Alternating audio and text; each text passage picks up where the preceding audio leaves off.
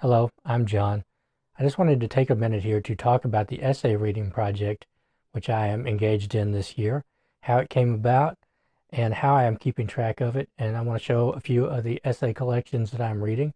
Now, when I say essay, I started off originally thinking that I was going to read just essays every day, but it has branched out further than that into articles and speeches and that sort of thing. So really just any sort of short nonfiction. And really, if you wanted to use this to say, keep track of reading a short story every day or reading a poem every day, you could use this also. It's a really simple system. I just have this old clipboard and some paper, and I just write down on it the essays that I have been reading. I'm not sure how clear this will be, but I just write down the date, then I write the author, then I write the name of the collection, which here I put an arrow because it's the same as the one above. So we have Howard Haycraft, The Art of the Mystery Story, and The Passing of the Detective in Literature. So I just do that every day with every essay, every piece of nonfiction, short nonfiction that I read. And whenever I skip a day, miss a day, I just put a red line through these spaces. And it's really simple. It's a really simple way of keeping track of this. I just keep this near where I sit, where I usually sit when I'm reading. And now I don't really have anything holding myself accountable for doing this other than just the desire to do it. So it may help you to have some kind of reward system or something like that set up, but I don't really know what I would do for that or anything like that. Now the point of this has not been to get to the end of the year and say, well, I've read 365 pieces of short nonfiction this year and rub it in other people's faces. I don't particularly care about that at all. It's that I have all these collections, these anthologies and collections of short nonfiction that I really, really wanted to get to. But I kept finding that over the years, I don't ever get to these books. And it's just forgetfulness and procrastination on my part. So I really wanted to institute some kind of system. And so Ray Bradbury once wrote that if you want to become better read, you should read a poem, a short story, and an essay every day. And so I have to admit, I don't really care for poetry. I read short stories quite a lot anyway, but I always procrastinate about reading the essays. And so I actually did try this before, but there was no system. I didn't have anything in place. I wasn't writing anything down. I wasn't keeping track of anything the way that I am now. And so I was really inspired to do this by Debs from Rainer Reed Stuff and Randy Ray, the Literate Texan, because they have been talking about using Ray Bradbury's method for quite some time now. And I thought, well, I really want to do that with short nonfiction. And so I don't know if I showed these earlier, but this is so far. I did really good at first. I think I made it 40 some odd days in a row without missing a single day. And then I think I got sick or something and I missed quite a few days. Now, I did start about 2 months into the year, so there's no way, I'm not going to come out of the year with the full 365, but it's not about that anyway. It's just for me about reading these books that I've had on the shelves for quite some time, and also about developing a habit of reading short nonfiction every day, because it's something I would really like to do.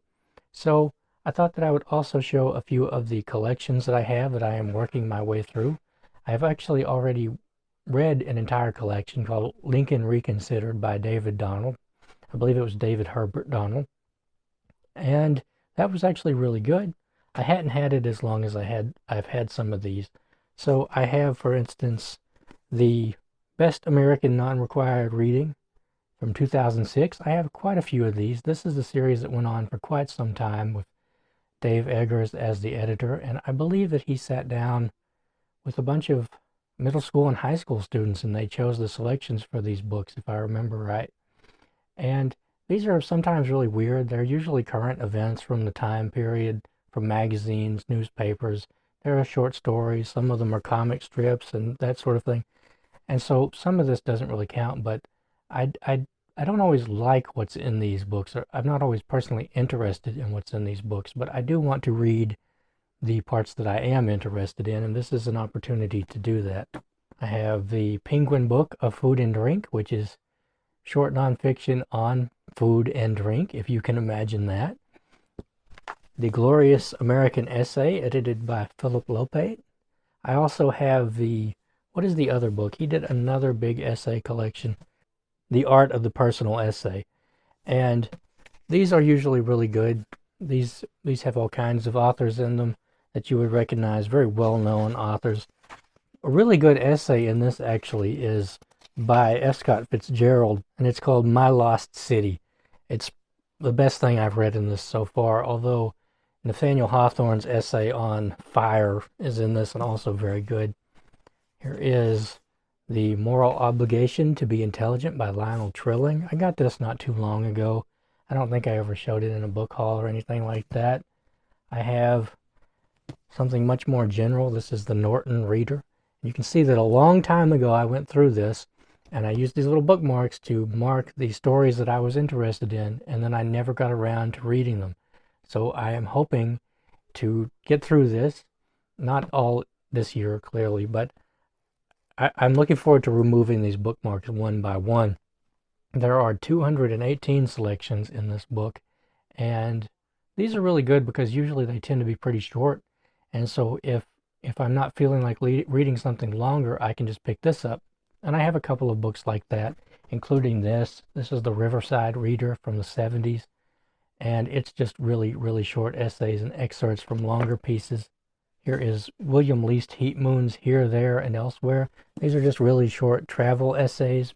He wrote Blue Highways, for instance. Here's something I just got the other day. Theodore Roosevelt's The New Nationalism. This is a collection of his speeches after he was president. I guess he was already running for president again at that time. And here is The Art of the Mystery Story, which is one of the very first books I ever bought and showed on this channel. And I just never got around to it. And so now I have worked my way about halfway through this. I think there are a couple of short stories in this also. They wouldn't count, but I'll probably wind up reading them also. And so that is my system, and I will just show it one more time. Just the date, the name of the author, the collection or the anthology, and the name of the essay there, or article or speech. And it served me really well so far. Now, ideally, there wouldn't be any of these red lines where I've missed a day, but the red lines serve a purpose also. They say to me, hey, you messed up. You better get back to reading. It's just, that is maybe the only real way I'm holding myself accountable for this. But there's a lot of joy in reading these stories. Now, I am also, I didn't mention it, but I also have a bunch of these old National Geographics from the 70s, and I sometimes read articles from those. Okay, so I just wanted to take a minute and talk about that, and maybe that system will give you some ideas, help you out in your own quest to read more and have a system of reading. Now, I know it doesn't sound very fun to have a system of reading, but when you're like me and you've let these books really just build up on your shelves and you really do want to get through them and you just need a method to do it, this is really useful. It's been really useful for me, and I have read something like 70 essays. I guess we're just going to use essays for a catch-all phrase in this. I have read something like 70 essays, articles, speeches this year, and I would not have done that before without this system. I didn't do this last year without this system. I didn't do it the year before that. Now, I'm always reading essay collections and that sort of thing throughout the year, but usually when I do that, I'll pick up the book and read it straight through. Whereas this is a steadier system of getting that done. And in that way, reading a little bit every day, I'm going to get much, much more read in the long run. So I hope that my system, my story can be of some use to you. And I want to thank you very much for joining me today. And I'll see you in the next one.